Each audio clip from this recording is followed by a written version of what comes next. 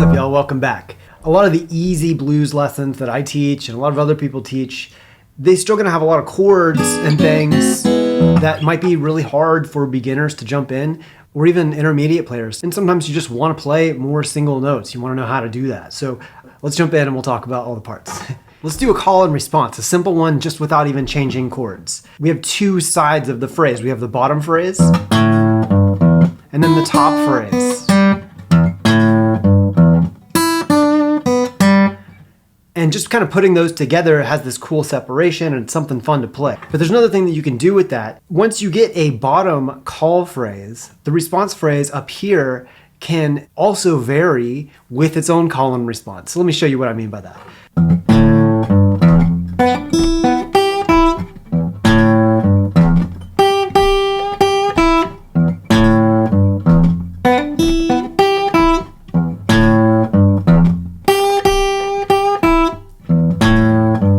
Now you can hear that the top phrase that I'm playing there, I'm playing. And you can consider that a call phrase. The answer to that is, it's kind of like a conversation with a third person kind of doing the what's next. The notes that I'm choosing on the top are all just notes that come from the pentatonic scale. Cool variations that you want to hear in blues though is every time you hit this note, when you're playing over E, which is called the minor third, we want to bend that to what we call blues third. It's just kind of in between minor third and major third. That just kind of gives it this cool flavor. So hear that little bend there. Practice doing that. That's a fun thing to do. Now, even though we're playing single notes here, it still can imply a chord progression if you vary the bass note riffs. So let me show you what I mean by that. After you play a phrase maybe like this,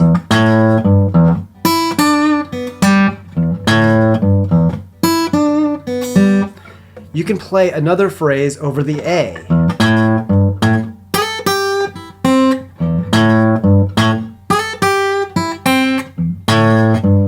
Notice the difference here is I played on the bottom, I'm landing on the A string, and then I play notes from the A minor pentatonic to answer that phrase. Those are all notes from the A minor pentatonic. Again, you can bend this, since this is that third, you can give that a little bend to kind of give it that blues third. Finally, you can do the same thing over any other chords. Instead of landing on the A, like we're landing on the E, you can land on the B, which is the 5 chord. Okay, and this, you guessed it, you would play phrases using the B minor pentatonic, chord tones over the B, or you could play E minor pentatonic since the entire progression was an E. It started on E. I'll play some of those variations. So we'll do B minor pentatonic first.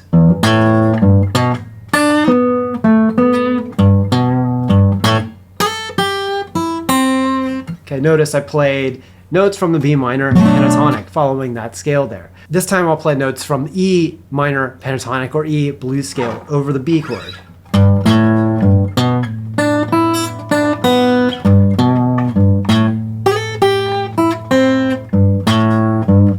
Now notice every time after I play the B, I'm always going back to a phrase over A, because in the context of a 12-bar blues form, that's what would happen. You would play a B chord for one measure, then it goes to an A chord, then the last 2 chords of the 12-bar blues would have variations like turnarounds and phrases like that. In this video, to keep it simple, again, with no chords, we'll just play the phrase that we started with to end it. If you put all those things together, it could sound something like this. I'll play it slow for you so you guys can play along. Remember, you can download the tabs if you join FGA members.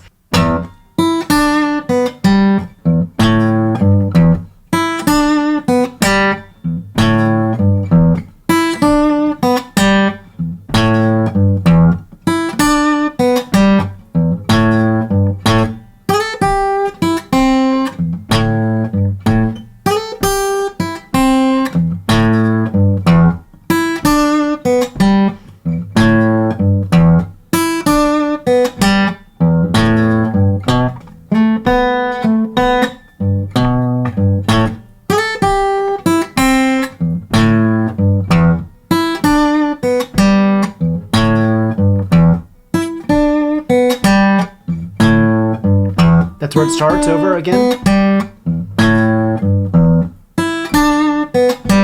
Now, since we're working on single notes here, I want to point out some things that are going to make it a little bit more fun for you to play with cool dynamic variations. A lot of times with blues, you want to keep those notes short. And I'm playing it with a lot of attitude by really kind of popping those strings. All I'm doing to kind of get that cool sound is, instead of just plucking it like, and